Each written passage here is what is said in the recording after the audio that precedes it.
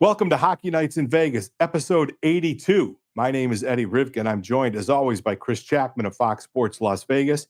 This episode, along with all others, is brought to you by the Las Vegas Advisor, www.lasvegasadvisor.com, your home for everything Las Vegas, and by my very good friend, Dr. John Pierce, at www.agelessforever.net. Yeah, we got to also plug our new sponsor, Marathon Law Group. I'm actually down here at the Marathon Law Group offices right now. My lawyer, Joe Riccio, he should be your lawyer too. We're going to do some exciting stuff with them coming up this season, so I'm really excited for that. And I'm ready to get this season underway, Eddie. Yeah, that preseason, that's a long slog. Well, it's over now. Thank God. I'm not afraid to admit that I never saw a third period of a home VGK game. I got my cute little pins, and then my friend Paul De Los Santos and I hit the door. Sadly, you had to stick around, and I did on Saturday. Yeah. All right. So this episode number 82, fifth season, first episode. Before we get to the preview and what we think is going to happen with the Golden Knights, there was a ton of business in the summer. Lots of lost players, William Carrier, Michael Amadio.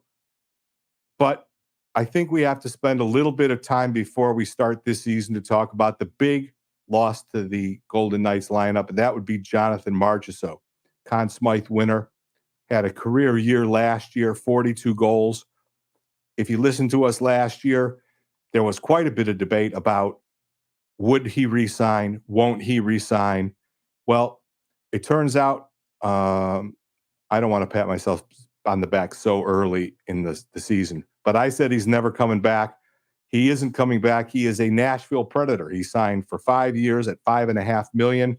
That makes a $27.5 million deal for a player in his age 34 season. I absolutely 100% am happy for Jonathan Marchessault, his wife, and his 27 kids. He got the bag. He earned the bag, ladies and gentlemen.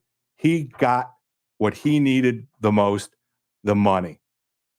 Here's what I don't like about Jonathan Marchessault's deal.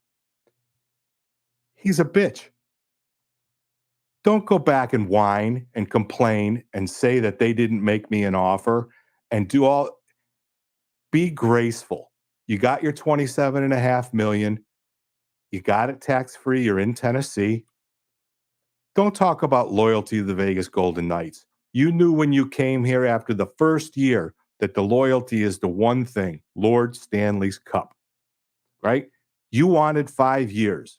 Kelly McCrimmon doesn't sign players your age to 5 years. But don't badmouth this organization. This organization made you, little man. Without them taking a chance on you in the expansion draft, that $27.5 million, not to mention the $15 million you got for the last 3 years. No. That wouldn't have happened. Shut your mouth, take your money, and good luck trying to win a cup in Nashville. And that's my hot take because I'm still a little salty about not him getting the money, about him, the way he behaved afterward. Kelly McCrimmon does one thing. He looks out for the good of this club with the mantra of win a Stanley Cup. He did that. Kelly's in the right. Marchessault's in the wrong. Tell me I'm wrong, chap. Go ahead. Well, I think this is one of those situations where for both parties, they made the right decision. For Jonathan Marchessault, he made the right decision for himself, for his family, for the future of his family. And I will never, ever begrudge a player for taking more money to go somewhere else. Look, your career is short. You make these owners millions upon millions of dollars every year. Go get your cut. I have no issue with that. And from the Golden Knights perspective, I have no issue with them not giving him a 5-year deal. I mean, look, reality says by the third year of this deal, Jonathan Marchessault's play is going to decline. It's just a fact of human nature. You don't play this game forever.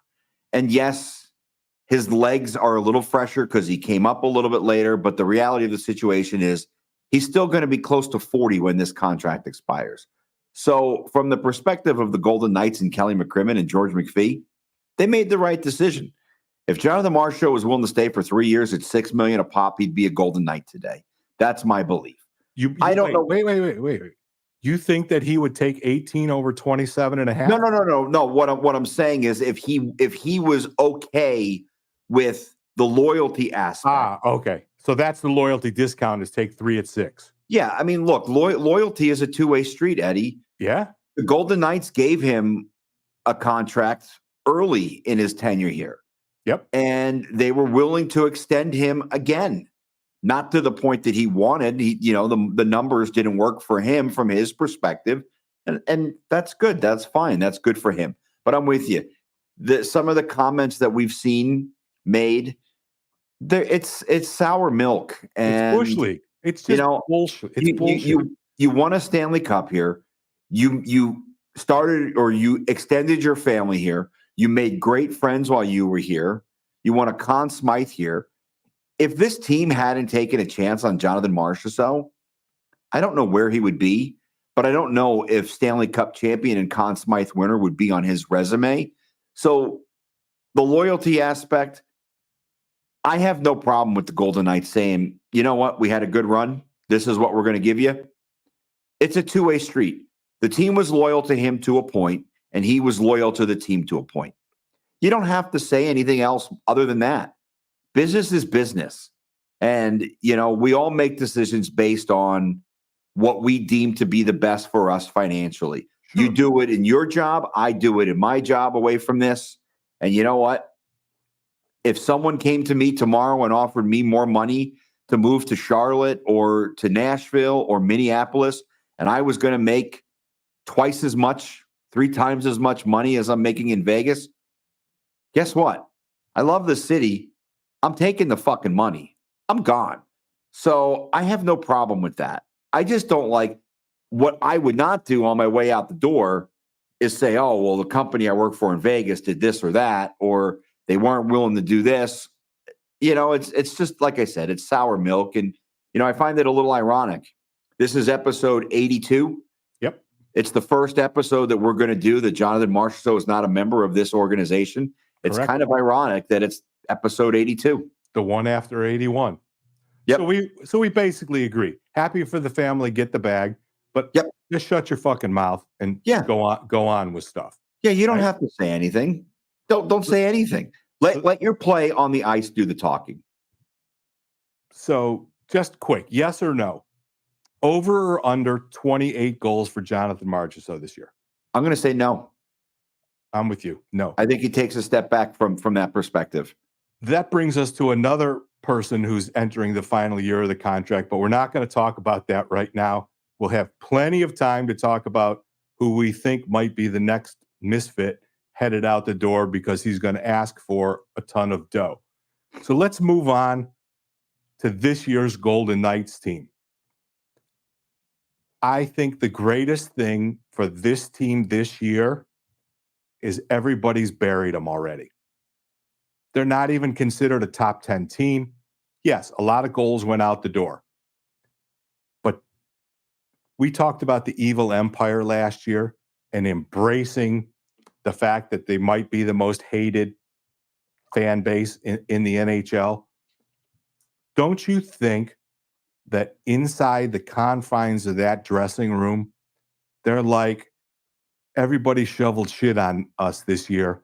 Nobody's expecting us to do anything. Let's just go out and pound them. Yeah, I think that's probably the case. Mark Stone seemed to he didn't so much as say that in the interview. He was unmarked Stone-like. Normally, he's really right down the middle, right? And he never says anything far too controversial. But go ahead, tell a story about that interview. So he sat down with. It was over the summer. He chatted with Gary Lawless. I'm sure you could find it, pretty easily by Googling it. And basically, he said that they're kind of embracing the fact that people are counting them out. That's not the first time that this team has been counted out. And I think you look at Mark Stone, right? The multiple back injuries, the ruptured spleen. You look at Jack Eichel. He had the neck surgery. A lot of people questioned if he was ever going to come back and be the same player he was. I think he's kind of proved the doubters wrong. There's still what's kind of funny is despite the fact that the Misfit seems the players who were considered misfits seem to be dwindling. The mentality that group of players brought to this organization still seems to be living on. And I don't know, maybe when Shea Theodore and William Karlsson and Zach Whitecloud and Brady McNabb have moved on, maybe that will disappear with them.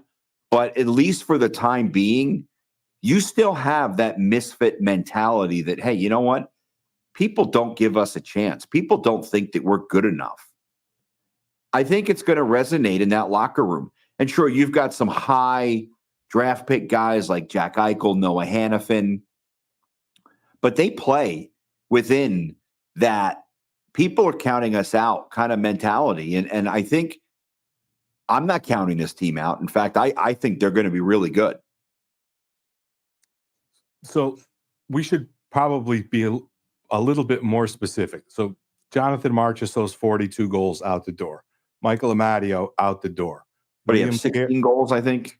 All right. William Carrier out the door. Same thing with Marchessault. God bless him. They got the bag. I don't know if I would go. Yeah, Chandler Stevenson. Nice guy. One of the nicer guys to talk to in the room. Always friendly, right?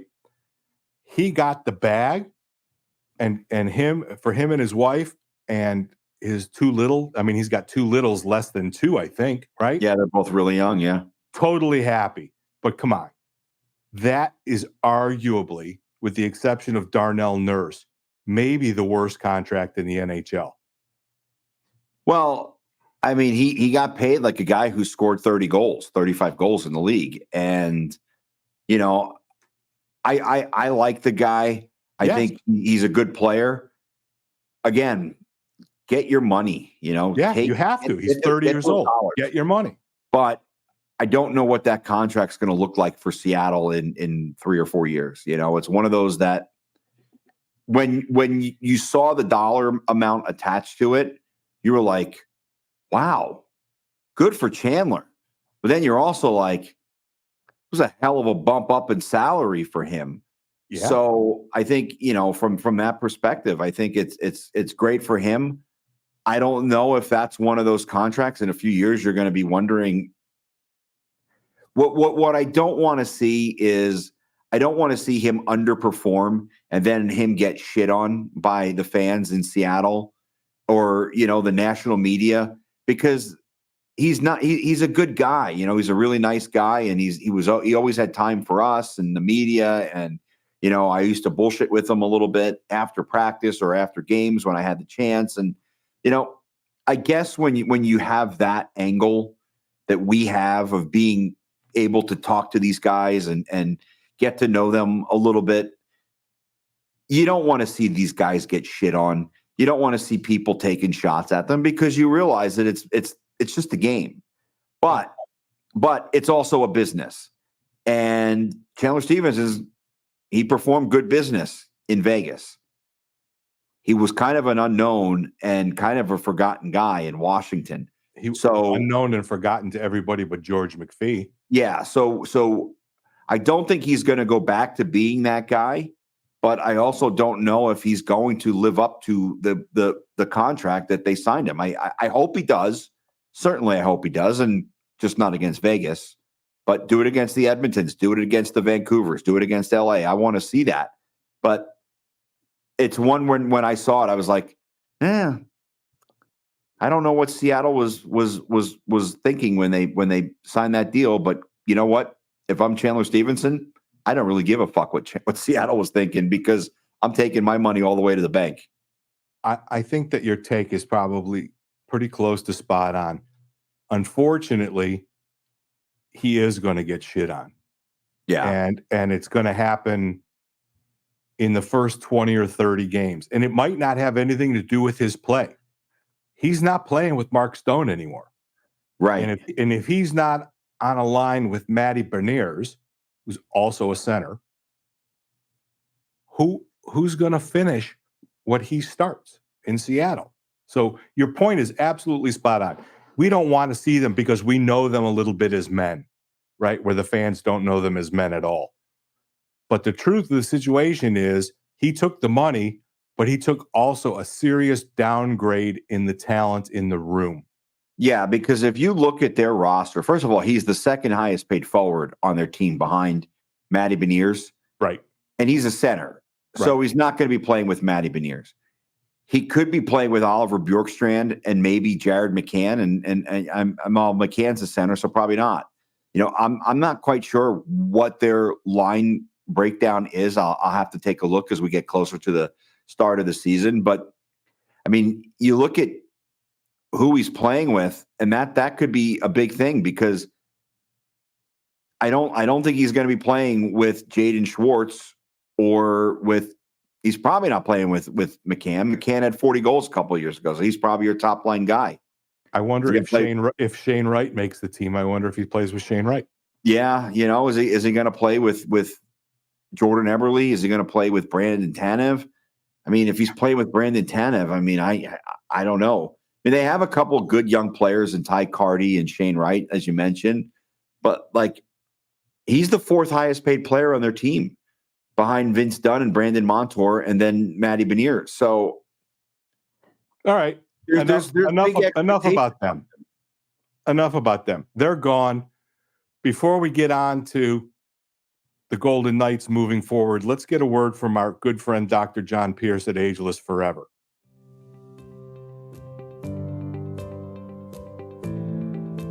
I'm here with Dr. John Pierce. We're talking about all the different treatments and all the things that he takes care of here at agelessforever.net. The big thing men are seeing mostly on television these days is low T.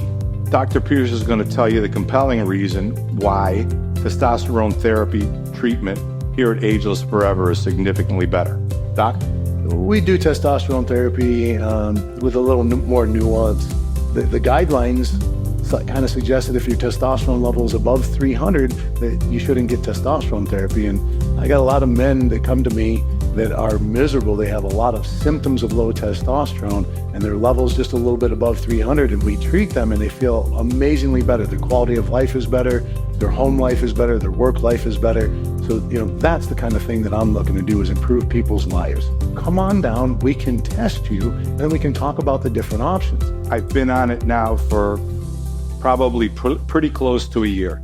I didn't realize how bad I felt until I started feeling good. I don't know if that resonates with everybody, but I'm a man of 60. And when Doc said, let's look at your testosterone, and it was a frighteningly bad number, he simply said, I can fix it. I feel so much stronger physically. I feel so much sharper mentally. I feel just, I guess, probably younger is probably the best word. If you feel off, if you're over 40, your testosterone's declining. Send a message, sign up for the free consultation. You need to get some lab work to find out exactly where you're at. I'm proof it works. You owe it to yourself and your significant other to be the best you. www.agelessforever.net. Send a message, take the consultation, be better. So all these lineup changes, chap, they got to account for the goals. They bring in Victor Olofsson, who's had some success with Jack Eichel. Yep.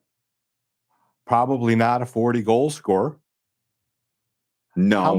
How much different is the team going to be on the ice?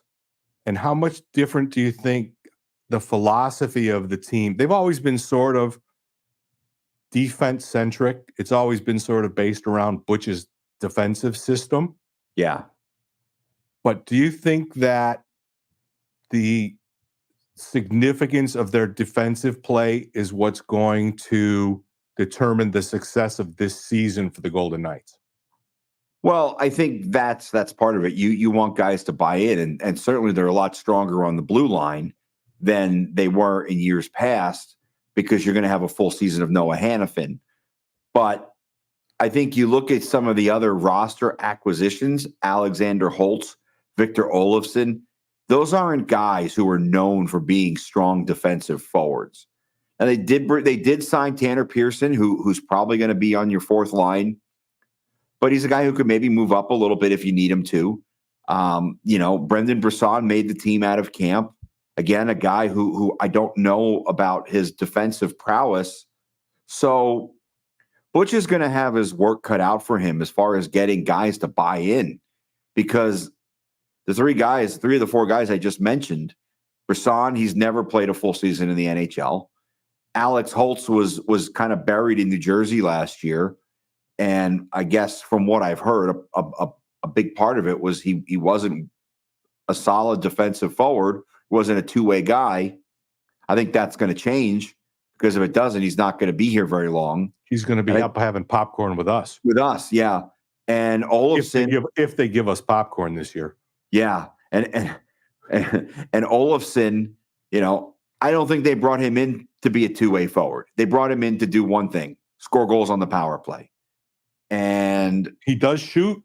Yeah. And he's not Ovechkin, he's not Stamkos, but on that half wall, at least if he's fed the puck, he'll shoot it at the net. And I've watched him in practice. I've watched him in the preseason. He's got a really good shot. Big.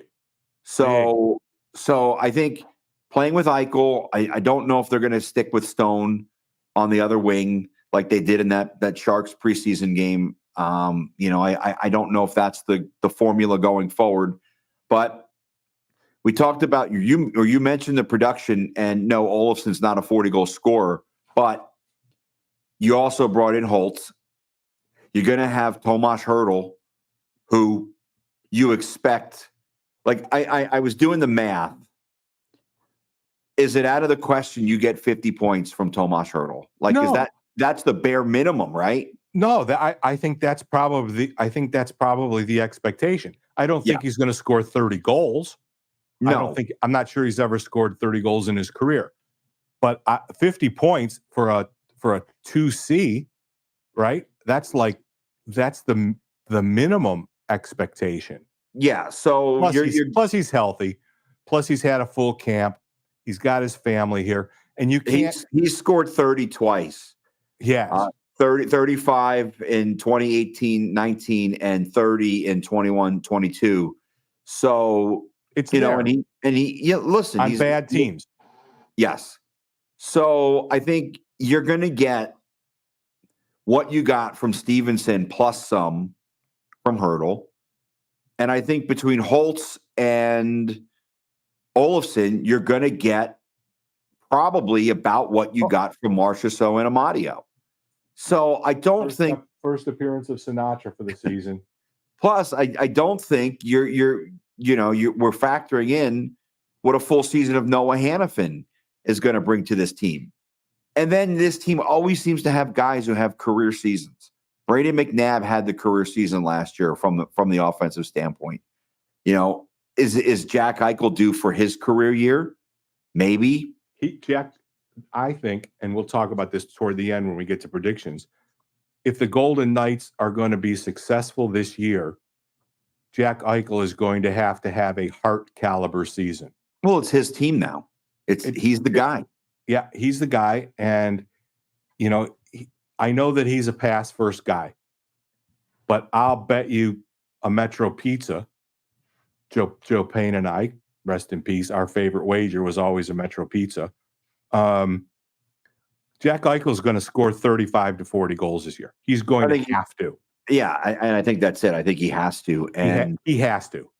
And you and I both watched that documentary, the Amazon Prime series. Yeah. And I specifically watched the Golden Knights episode, and that play in Game 7, there was a real emphasis on it. Yeah. And it seemed to eat at him. And, when he was in his beach house in Cape Cod or wherever he was, it bothered him.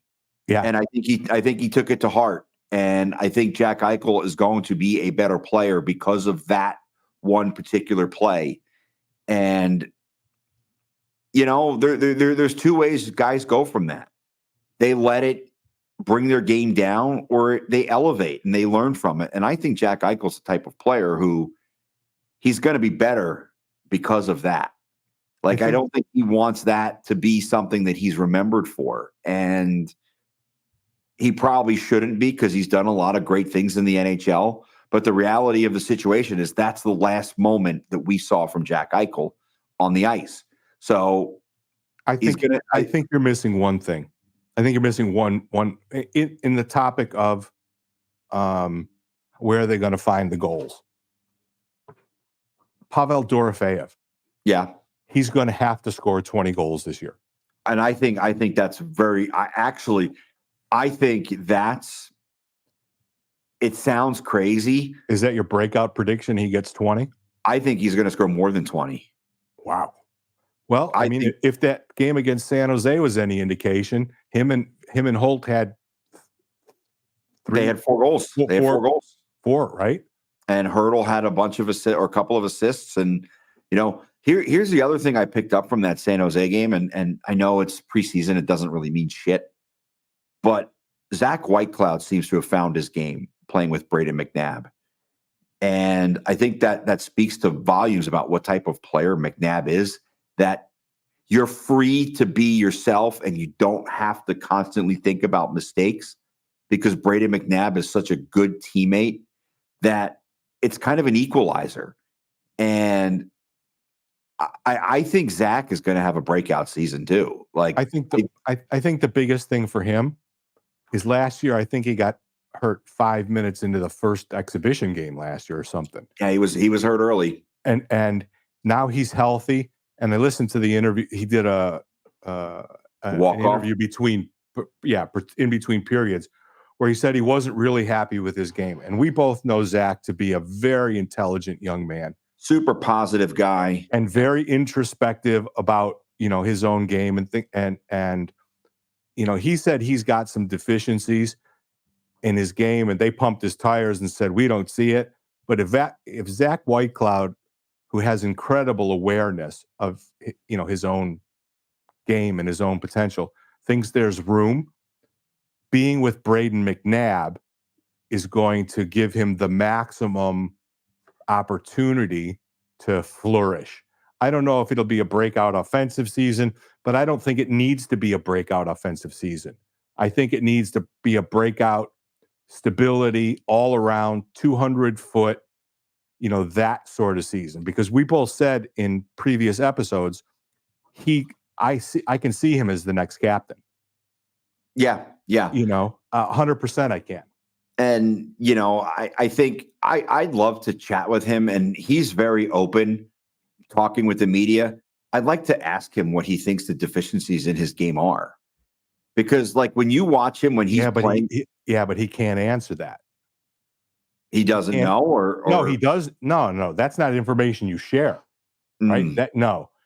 If he says his deficiency is his wall play on the breakout, teams are going to game plan for that. Yeah, it's the same reason that the NHL doesn't have injury reports like the other things do. If you find out somebody's got a bad shoulder, you're going after that shoulder. Yeah, you might get him to answer that, but you would have to preface with, "Listen, this question is completely off the record. I just want to know." Yeah, you might get him to answer it that way, but on the record, he absolutely cannot. And Eddie, and the unfortunate thing is, I would never be able to share that with you or the listeners. So, well, we both have some information in pocket that we can't really talk about. But I want to get back to Dorofeyev. He played 47 games last year. He had 13 goals in 47 games. Now, he did miss some time due to injury. Remember, he had that game in New York. He had a really good road trip to New York and New Jersey, and he played really well in those 3 games. He got injured in the Rangers game, and he missed a bunch of time. So he probably missed, I don't know, 10, 15 games. When he was going good. Yeah. But he seemed to have really found his game then. 13 goals in 47 games. That's 20 goal pace, 20 plus. I was asked the other night why he didn't see a lot of the ice in the playoffs. And I think the reason for that was, I think his defensive game is not caught up to his offensive game. But I think they see so much upside. Like if you look at the goals he scored the other night, he scored the hat trick. Every goal he scored was due to hard work. He gets to areas of the ice and he does it flawlessly. You know, Bruce called him a greasy player last year. And when we think greasy, we think guys are scoring dirty goals or whatever. But I think what he meant was he's slippery. Yeah, he's and hard. He's hard to check, and he's sneaky, and he slides in to the tough areas of the ice the way that I have VGK fans sliding into my DMs. You know, it's like he does it in a way that it's almost when you see him there, you're like, how did he get there? Like he scored a tip in, which is always due to hard work. He scored the goal from great pass by Pietrangelo, by the way, to find him. It was like a quarterback finding a wide receiver in the NFL. And then the third goal he scored was just due to hard work. But I think it was the game-tying goal. It's 6-on-5, and Dorofeyev was isolated with the guy from San Jose who ended up scoring the goal, and he lost the puck battle. Yep. And that's kind of where his game needs to improve, because I think offensively, there's a ton of talent there. There's a lot of talent. Maybe one of the more talented goal scorers on this team, just because of the way he does it. I think when Dorofeyev's defensive game, and he works incredibly hard. Like I'm not knocking him at all. He works his ass off. And you listen to Bruce rave about how hard he works. It's going to get there. He's going to find it because he's dedicated to his craft. He's a really good hockey player, and he's a guy who I think the Golden Knights are very happy that they have under contract. And I think he's a guy who's going to have a not monster season, but for a guy who scored 13 goals, I think the improvement in his numbers is going to be drastic, especially playing with Tomas Hertl. Who's going to have the breakout season? They need at least one. Well, I think it's him. You think it's him? You think it's him? I think it's him. I think he's the guy who has, like I said, I think he goes over 20. I mean, there's no reason in my mind he doesn't. But if we're talking, I would love to say Nick Waugh, but I think I have reservations about that. Not because I don't think Nick Waugh's capable of it. I think because Nick Waugh moves up and down the lineup so much because of his versatility that it's hard for him to be in position where he can go out and score 20 goals. You know, if he's on the fourth line, he's not going to have the chances. If he's on the third line, he's not going to have those chances. If he plays up in the lineup, he could, but the problem is he's so good at doing other things that his opportunity to score a lot of goals is limited. So I don't think he's. I disagree with you. It's not him, and the reason it's not going to be him has nothing to do with him. It's going to be because he's going to have to play on the wing. Yeah. This is not a slight against him. This is backed up by statistics, and we don't talk about statistics on this podcast. No. But when he goes to the wing, his production goes down significantly. He's a much better center than he is a winger. And when 3 years ago, the big knock on the Golden Knights before they won the Cup was they were completely deficient down the middle. Well, now they ain't deficient down the middle. Right. They're as stout a team.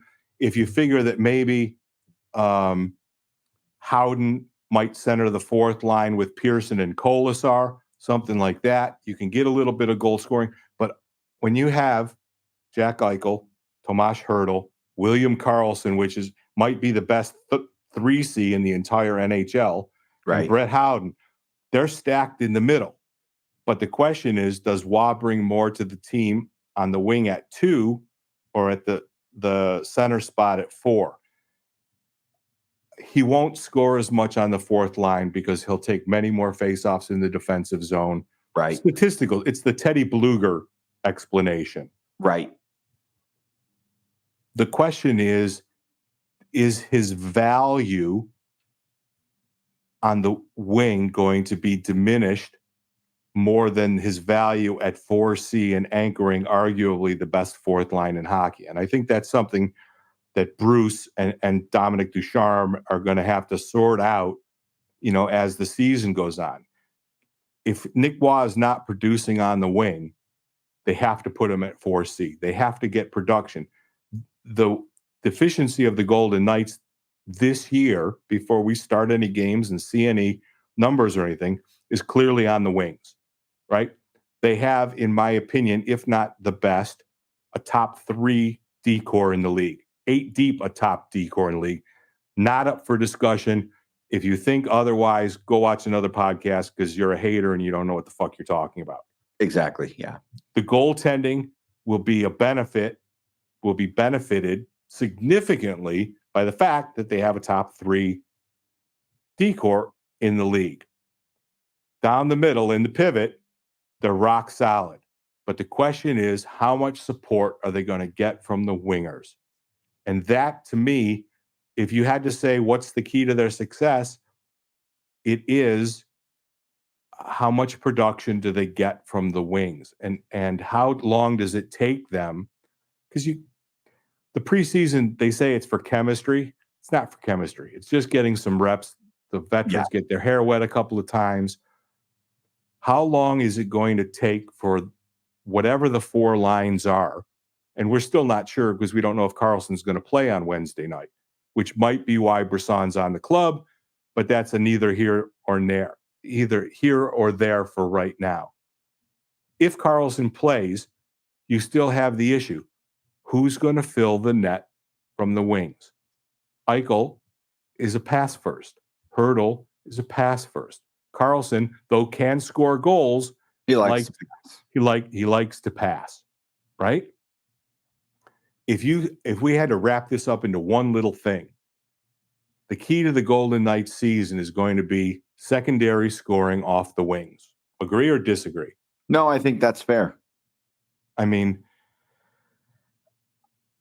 I think that, I have faith in Bruce. Had faith in Bruce since minute 1, right? I've said it on other episodes. The third word out of his mouth at the first press conference when I was sitting next to our friend Lindsey Brown was accountability. He has established that every single person who touches the ice in a game will be accountable. So I'm worried about Alexander Holt, right? I mean, he scored 16 goals in 47 games last year with an average ice time just over 11 minutes. So we know he can score. Yeah. But we also know that he needs a passport to get into the D zone. Yeah. Can he become an accountable player? That's the question. Because Bruce won't put up with it. That. No. I think that's why Lindy buried him on the 4th line. And Lindy buried him not only on the 4th line, but he buried him in the press. Very rarely do you get the coach and the GM basically just call the guy a piece of shit. And they basically said he's just garbage. And he was what? 7th overall, maybe? I think he was 9th. He was a top 10 pick. He was a top 10 pick. He was a top 10 pick. Yeah. So I've read some things. I've read some sky is falling stuff. End of era. Is their window closing? All the fickle fan base stuff. Me, personally, I don't think it has. I think it's going to be a different team this year. I think that it's going to be, I'm just going to say it. I think the team is going to be less exciting to watch. I think that their goal production is probably going to go down a little bit, and there's going to be a whole lot more 3-1, 3-2 games this year than there has been in the past, because that's how they have to play to win. Because their ability to, until they prove to themselves that they have the ability to fill up the net, they're going to have to be not 1-3-1 LA Kings boring, even though they are not playing the trap anymore this year. They're playing 1-2-2. They're going to have to grind out wins. And I think for Bruce, I think he's fine with that. I think that's kind he's of the a way. I think grinder's that's the way he mentality. wants to win. Yeah. Yeah. Yeah. I think he wants this whole season to be playoff, grimy, grindy, work hard, outwork the opponent. Well, yeah, they don't have the personnel to play like the Edmonton Oilers Until the I mean, trade deadline. yeah. Then Until maybe the they trade will. deadline. Yes. So let's wrap it up. You got to get to work. It's Yep. 2:00 in the afternoon. It's Monday, 2 days before game day. Opening of the season, Wednesday night, 7 p.m. at the Fortress. Colorado Avalanche are in town. We're pretty excited about that. Let's do a couple easy peasy, quick predictions, and then we'll get out of here. We should ask each other back and forth, things back and forth. I'll start. Golden Knights over under 45 wins. Let me see. What did they have last year? It doesn't matter. Last year's gone. No, but I just for reference, I Okay. want to see what they had last year. So they had 98 points last year. They won exactly 45 games. Okay, more or less than 45. I think more because I think they're gonna have more points. So I'm gonna go over 45 wins. Okay, your turn. Ask away. Over or under 105 points. Under. Okay, I think they Easy. go over. I think they're over 105. No, they're okay.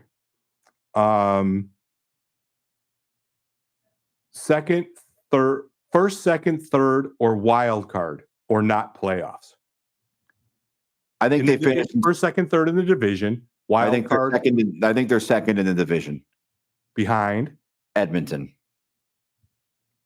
I think they're better. Edmonton. Because Edmonton has to win the division. Golden Knights don't have to win the division.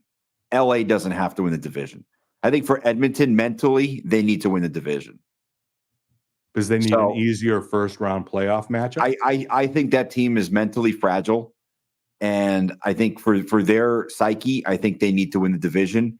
And I think if they don't win the division, I think they're quick out in the playoffs. So I think for them, they have to win the division. Okay, your turn. So I think they finish second. Where do you think they finish?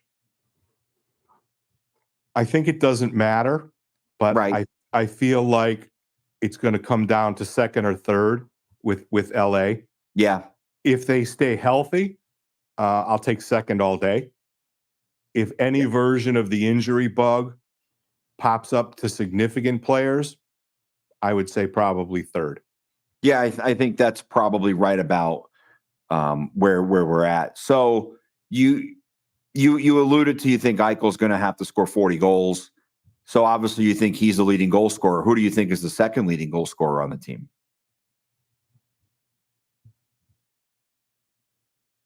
I feel like it might be Tomas Hertl, but I wouldn't count Dorofeyev out of this conversation. He's a finisher. He's a natural born finisher. So I think Eichel is definitely, he has to be the leading scorer.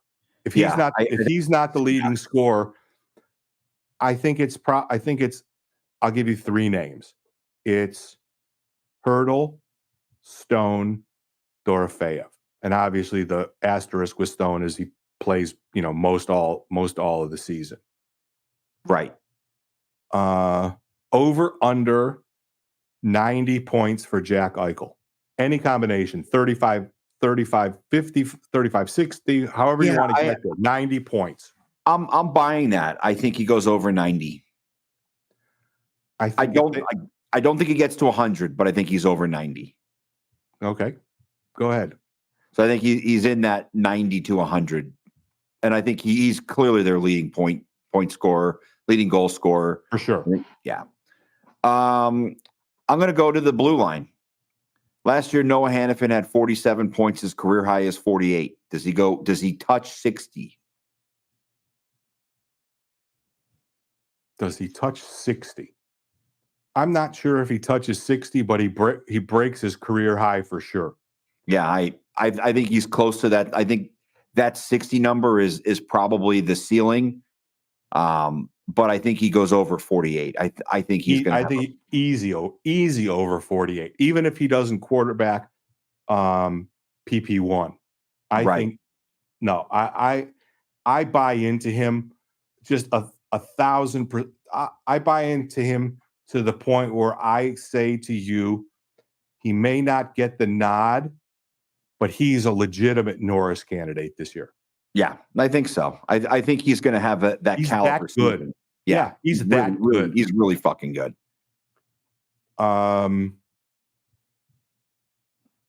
Let's see. Because I got one more for you. Go ahead. All right. Who is the leader in wins at the goalie position? It better be Aiden Hill. But given Aiden Hill's injury, history, if he can stay healthy, it's Aiden Hill because he probably gets majority of the starts. It's probably 50-32. Yeah. Something like that, I bet is the split. Is it Samsonov or Samsonov? Samsonov. I asked him. He said it's Samsonov. Okay. Thanks for that. We'll try not to make that mistake throughout the year when we talk about the goalies. Samsonov is going to have to carry some water this year. And he can, right? He admitted, and I give him all the credit in the world, that he struggled mentally with the pressure of playing in Toronto. He got himself a sports psychologist. He got his head right. There's pressure playing in Vegas, but not like Toronto. No. But he's going to have to carry some water. And I got a chance to visit with Sean Burke walking up the passageway for a couple of seconds. And he said, I like the guy. He's big and he's calm. And if you know Sean a little bit, like we do, we get the chance to just see him for a minute or two in between periods. He likes big, calm, strong, positional goaltending. Well, that's Aiden Hill. And it's also Samsonov. See, I did it right the first time after correcting. Samsonov. I got it. And I think we'll have to see about Akira Schmid, but I think he kind of fits that mold too. I like their three. First call up, right? No disrespect to Patera. Oh, he's gone. Subban. Yeah. And the other 8 guys who right. But Akira Schmid has some time in the show. Yeah. And I think positionally, they got nice depth there now, having Schmid and Henderson who will get the bulk of the starts. Mm-hmm. But to answer your question, if Aiden Hill doesn't lead the team in wins this year, they're in deep shit. I think that's kind of my sentiment as well. I feel like Hill has to be the leader. But I'm pretty confident that Samsonov is a more than capable guy to carry the load if they need him to. Like I just based on what I've seen of him in the past, I think he's a good goalie. So, and now he's got a guy who as his coach who has proven that he can take guys who've kind of, I don't want to say reclamation projects. That's a bullshit. That's not right to the player to say that, because I don't think that that's fair. But a guy who just fixes players, he fixes goalies. Yeah, and Samsonov had listen, playing for the Maple Leafs, as you mentioned, it's not for everyone because the amount of pressure here. There's clearly not the pressure because he's the number 2, and this is a fan base that really seems to like their goalies. So I think he'll be okay. All right. We got to wrap it up with the big boy prediction of all big boy predictions. At the end of this season, season 8, the season will end at. I'm gonna take the easy way out. Ask me at the All-Star break. Pussy. It's not an All-Star break. It's the the Four Nations tournament. Yeah, Four Nations. Yeah. You don't want to go on record with anything. Okay, let's try it this way. I'll phrase it another way to try to get you to answer the question. Will they win the Stanley Cup? No, that's not what I'm going to ask you. Okay. Will the Vegas Golden Knights have a success? in order for the Vegas Golden Knights to deem this season successful, how far do they have to go? Well, Don't say Stanley Cup or cuz. Everybody says Stanley Cup or bust. yeah, I'll I think, answer it for you. In my opinion, they got to go to the Western Conference Final. that's what they have. They have to win 2 rounds of the playoffs. They Yeah. didn't win any last year with a team that didn't play at all until the first game. This team, no matter how it's constituted, has to win a couple rounds in the playoffs for this Yeah, season. to be I think successful. that's where we're at. Yeah. I think that's a realistic benchmark. So we're going to wrap up episode 82, season 5, episode 182 in total. Or I guess we can call it episode 1 a.m. after Marchessault. But we want to thank our sponsors, Las Vegas Advisor, www.lasvegasadvisor.com. My good friend, Dr. John Pierce at agelessforever.net. Chap, you got a sponsor plug? Yeah, Marathon Law Group. I'm down here. Come see Joe Riccio. Call Joe, call Boris. You can reach them at 702-522-1808. Marathon Law Group. Look, they handle everything from immigration to divorce, child custody, DUIs, all that stuff. So, yeah, give them a call. And ladies and gentlemen, we should have probably talked about this earlier in the episode, but this year the podcast will be available not only on YouTube, but on our brand new Instagram page. That would be Hockey Nights Vegas. We'll also be on Spotify, Apple Podcasts, and we'll post a link tree for all the other fun, cool content that we're going to be providing for you this year. Next episode. Yeah, by the way. Wait, this is the big tease. Yeah. We're not going to talk about it now, but you're going to want to watch episode 83 because we're going to do something that no other podcast for the Golden Knights has the testicular fortitude to do. And you're going to want to do it. And just take that as the big C's. We've got something really special for you, something that you listeners are definitely going to want to be a part of. So if you are a new listener, hit that subscribe button. We'll set up the link tree, all the different places that you can follow it.